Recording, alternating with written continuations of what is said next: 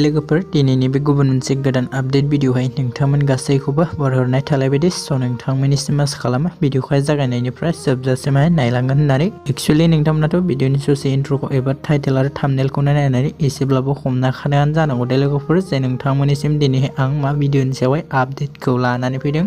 Actually लोगोफोर आं दिनैहाय गोदानै फैनो गोनां मोनसे मिउजिक भिडिअनि सायावहायनो आपडेटखौ लानानै फैदों दे लोगोफोर जाय मिउजिक भिडिअनि टाइटेलानो जागोन सरलपारा दे लोगोफोर। ओमफ्राय लोगोफोर जोंहा बे फैनो गोनां मोनसे अफिसियेल मिउजिक भिडिअ सरलपाराखौनो नुनो मोनगोन UN क्रिएशन इउटुब चेनेलनि गेजेरजोंहाय दे लोगोफोर। ओमफ्राय लोगोफोर जों बे मिउजिक भिडिअहायनो गाहाय फाव खालामनायखौ नुनो मोनगोन बर'नि मुंदांखा मेथाइ रोजाबगिरिजों लोगोसे एक्टर बिथां जेसि नार्जारी आरो हेलि नार्जारी बिथांखौ दे लोगोफोर।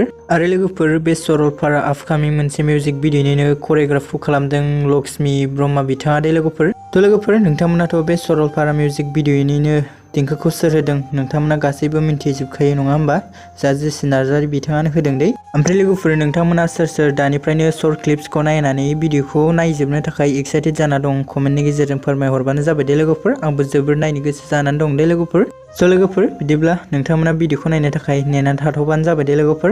लोगोफोर बिदिब्ला दिनैनि भिडिअआ बेखिनियानोमोन दे लोगोफोर। आसा खालामो नोंथांमोना भिडिअखौ नायनानै मोजां मोनदों। भिडिअखौ जुदि नायनानै मोजां मोनदोंब्ला भिडिअखौ खनसे लाइक खालामनानै होबानो जाबाय दे। आरो लोगोफोर सोरबाफोर जुदि चेनेलाव भिडिअखौ गोदानै नायदों नोंथांमोना चेनेलखौबो साबस्क्राइब खालामनानै लाबानो जाबाय दे लोगोफोर जाहाथे नोंथांमोना बेबायदिनो गोदान मिउजिक भिडिअ एलबाम बर' सावथुन आबुं सावथुनफोरनि बागै नोंथांमोना मिथिबाय थानो मोनो दे। स' लोगोफोर बिदिब्ला नोंथांमोना बे मिउजिक भिडिअखौ नायनो थाखाय माखासे सान नेनानै थाथ'बानो जाबाय दे लोगोफोर।